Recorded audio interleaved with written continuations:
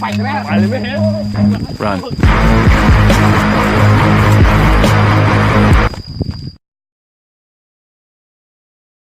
ก็สบายดีเนาะมื้อนี้เขาก็จิมาเอาตัวรอดในป่าและมื้อนี้เขาก็มาในกับสหายมินเนาะ2 คนเนาะเป็นนายพรานมีปืนบ้องหนึ่งเนาะไว้ยิงเลยตอนนี้เดี๋ยวเขาจะไปเบิ่งเลยในป่ามีอย่างนี้ไปตอนนี้ก็เจออันต้นไม้ที่เก่าแก่มาแต่ต้นเนาะมันมีเครือนี่ไต่ขึ้นเลยสิเนาะโอ้โห รุดแล้วมันอยู่ในต้นเนี่ยมึงไง โบรุดง่ายได้หนีซ้ำนี่ โอ้ต้นไม้ เติบแล้วต้นไม้นี่ ต้นไม้นี่ประมาณ1,000 ปีเนาะนายพรานเขาไปจังไดมันเป็นอะไรตัวนี้ต้นไม้นะ เขากับว่ามันโดดเติบแล้วตัวนี้ กินได้มาเนี่ยต้นไม้ตัวนี้เนี่ย โอ้กิน ฮะ แข็งปานนี้ เขาสิมาเบิ่งโอ้เดี๋ยวเราไปเลยเนาะเดี๋ยวสิลอง สิร้องปีนเบิ่งเนาะ โอ้ปืนไป รุด แล้ว เล คื ย ตายเลยเนาะ ปีนบ่ได้เนาะคืออันนี้ มันมีอาหารการกินหรือว่าแถวนี้ครับเดี๋ยวสิลงไปเลยตัวนี้ก็ต้นไม้1,000 ปีเนาะล่ะยาใช่เนาะ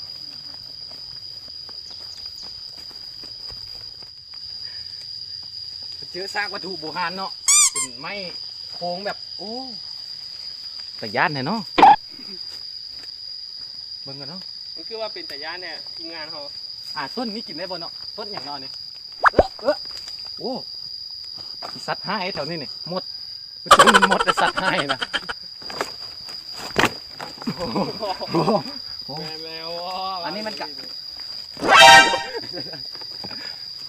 อันนี้ก็เม็ดกะวัตถุโบราณ1,000 ปีตัวนี้นะเดี๋ยวเอาไปดังไฟลุกดีขนาดนั้นตัวนี้นะยอดเลยนี่นะยกโป้ชิ้นเลย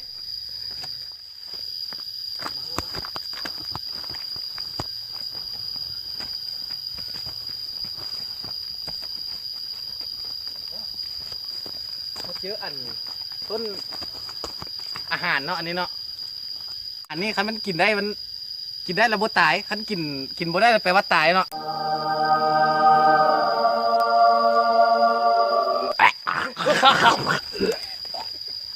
โอ้หมูละ กิน ต้น บ่ นี้ ได้ กิ กิ น น บ่ บ่ ได้ ได้ต้นนี้กิน ต้น บ่ นี้ ได้ กินบ่ได้นะต้นนี้เนาะ ต้องไป บ่ได้ หา เด้อ ต้นอื่นกินแล้ว ไปหาต้นอื่นหมากไม้หมากตอกมีบ่แถวนี้ ทีมงานเขาต้นอย่างวะอันนี้คือแปลกๆใช่ปะ อันนี้มันต้นอย่างเนาะเพื่อบ่เคยนี่ลองมึงดูอันนายพรานเขาสิลองกินมึงเนาะ สมุนไพรใหม่เนาะลองมึง กิน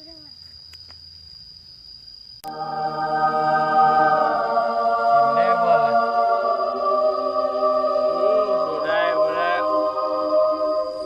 ปอดออกปากกันนะ บ่ได้ตัวนี้ ตัวนี้กินบ่ได้เลยลองทดสอบมึงเนาะ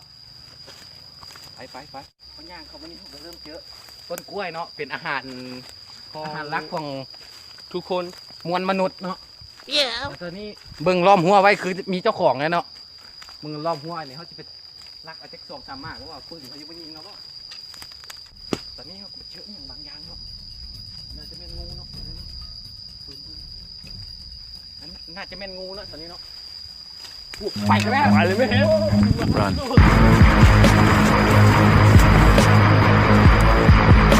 เกือบบรอดนะทุกคนเนาะ ใครจะรอดมาฮะ อาจจะเป็นสัตว์ในป่าดงดิบแถวนี้เนาะมันเป็นงูตัวซ้ำเขียนโอ้แถวนี้นี่อันตรายแถวนี้เลยเป็นป่าดงดิบได้แถวนี้นี่ บ่ได้อันตราย ป่าแถวนี้เป็นป่าสงวนเนาะ อ้อไม่พันเลย สำหรับอันมาเลาะป่าแถวนี้ก็พอเนาะเพราะว่าทีมงานนายพรานเฮาอันลีนซาแล้ววันนี้เนาะเริ่มมาแล้วเนาะเดี๋ยวพอได้ไปห้องหมอกันด้วยป่ะโบได้แล้วลีนพันเอาสำหรับคลิปนี้ก็จะเพียงนั้นนี่เนาะเดี๋ยวเขาคลิปหน้าเขาชิพามาเลาะป่าใหม่เนาะเอาบายบายทีมงานเขาได้กินต้นนี้ไปเนาะเมื่อกี้เนาะถึงขั้นได้เข้าห้องหมอเนาะนี่แหละลองหู้ลองผิดลองถือกับเป็นแล้วนี่แหละต้นนี้เนาะกินบ่ได้เป็นตายเบื่อนะตัวนี้เนาะ